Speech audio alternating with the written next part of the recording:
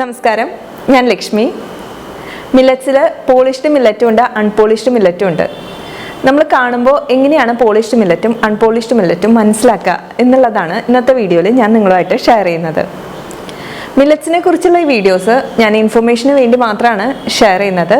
നിങ്ങളുടെ ഡയറ്റിൽ നിങ്ങൾ മില്ലറ്റ് ഇൻക്ലൂഡ് ചെയ്യാൻ ഉദ്ദേശിക്കുന്നുണ്ടെങ്കിൽ ഡോക്ടറോട് ചോദിച്ചതിന് ശേഷം നിങ്ങളുടെ ഹെൽത്തിന് പറ്റുന്ന ഏത് മില്ലറ്റാണോ അത് ഇൻക്ലൂഡ് ചെയ്യാനായിട്ട് ശ്രദ്ധിക്കുക.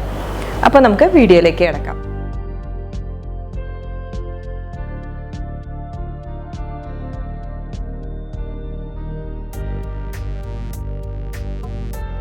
പോളിഷ്ഡ് മില്ലറ്റും അൺപോളിഷ്ഡ് മില്ലറ്റും നമ്മുടെ മുമ്പിൽ വെക്കുകയാണെങ്കിൽ നമ്മൾ എന്തായാലും പോളിഷ്ഡ് മില്ലറ്റ് ആയിരിക്കും തിരഞ്ഞെടുക്കുക. കാരണം പോളിഷ്ഡ് മില്ലറ്റിൻ്റെ പേര് പോലെ തന്നെ അത് പോളിഷ് ചെയ്ത് നല്ല അട്രാക്റ്റീവ് ആക്കിയതാണ്. അൺപോളിഷ്ഡ് മില്ലറ്റിനെ കാണാൻ വലിയ ലുക്കൊന്നുമില്ല. അതുകൊണ്ട് തന്നെ നമ്മൾ കൂടുതൽ പേരും പോളിഷ്ഡ് മില്ലറ്റാണ് ഇപ്പോൾ വാങ്ങിക്കൊണ്ടിരിക്കുന്നത്. പണ്ട് കാലത്ത് മാർക്കറ്റിൽ അൺപോളിഷ്ഡ് മില്ലറ്റ് മാത്രമായിരുന്നു കിട്ടിയിരുന്നത്.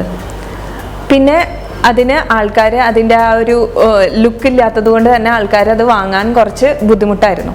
അങ്ങനെയാണ് പിന്നെ അത് പോളിഷ് ചെയ്ത് നല്ല അട്രാക്റ്റീവാക്കി ഇറക്കാൻ തുടങ്ങിയത്. ഇപ്പോൾ കൂടുതൽ പേരും പോളിഷ്ഡ് മില്ലറ്റ് തന്നെയാണ് വാങ്ങി ഉപയോഗിക്കുന്നത്. വാങ്ങുന്ന മില്ലറ്റ് വെള്ള കളറാണെങ്കിൽ അത് പോളിഷ് ചെയ്തത് തന്നെയാണ്. പോളിഷ്ഡ് മില്ലറ്റ് ആണെങ്കിൽ എല്ലാ മില്ലറ്റും വെള്ള കളറിലാണ് ഇരിക്കുന്നുണ്ടാവുക. അപ്പം നിങ്ങളുടെ കയ്യിൽ മില്ലറ്റ് ഉണ്ടെങ്കിൽ നിങ്ങൾക്കത് നോക്കിയാൽ മനസ്സിലാവും.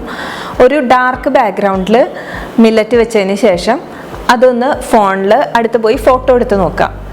ആ ഫോട്ടോ സൂം ചെയ്യുമ്പോൾ എല്ലാ മില്ലറ്റുമേയും ഒരു കറുത്ത കുത്ത് ഉണ്ടാവും. അങ്ങനെ ഉണ്ടെങ്കിലാണ് അത് അൺപോളിഷ്ഡ് മില്ലറ്റ്. അങ്ങനെ കറുത്ത കുത്ത് ചിലതിൽ മാത്രമേ കാണുന്നുണ്ടെങ്കിൽ അതാണ് പോളിഷ്ഡ് മില്ലറ്റ്. പോളിഷ്ഡ് ആവുമ്പോൾ അതിൽ മായം ചേർക്കാൻ കുറച്ചും കൂടി എളുപ്പമാണ്.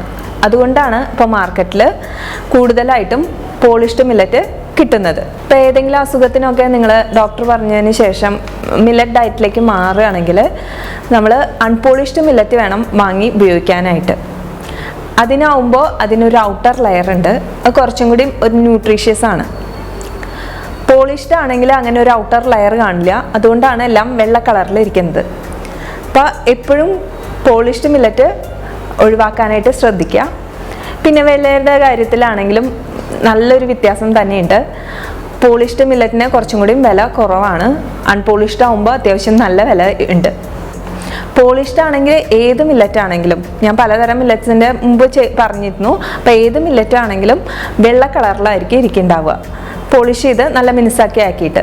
പക്ഷെ അൺപോളിഷ്ഡ് ആണെങ്കിൽ ഓരോ മില്ലറ്റിനും ഓരോ കളറുണ്ട്, ആ കളറിലാവും ഉണ്ടാവുക. ഇത് കോഡോ മില്ലറ്റാണ്. വരക്ക് ഒരു ബ്രൗണിഷ് കളറാണ്, അല്ലെങ്കിൽ ഒരു പിങ്കിഷ് ആ ഒരു ഷെയ്ഡാണ് ഇതിന് വരിക. പക്ഷെ ഇതാണ് അത് പോളിഷ്ഡ്. ഇതിപ്പോൾ കണ്ടാൽ അറിയാം വെള്ള കളറിലാണ് ഇരിക്കുന്നത്. ഇത് ചാമ, ലിറ്റിൽ മില്ലറ്റ് എന്ന് പറയും.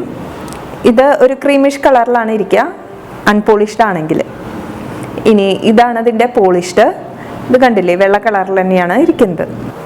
അപ്പോൾ ഇത് വെച്ചിട്ട് നിങ്ങൾക്ക് ഇതിനെ കണ്ടുപിടിക്കാൻ പറ്റുമെന്ന് ഞാൻ പ്രതീക്ഷിക്കുന്നു.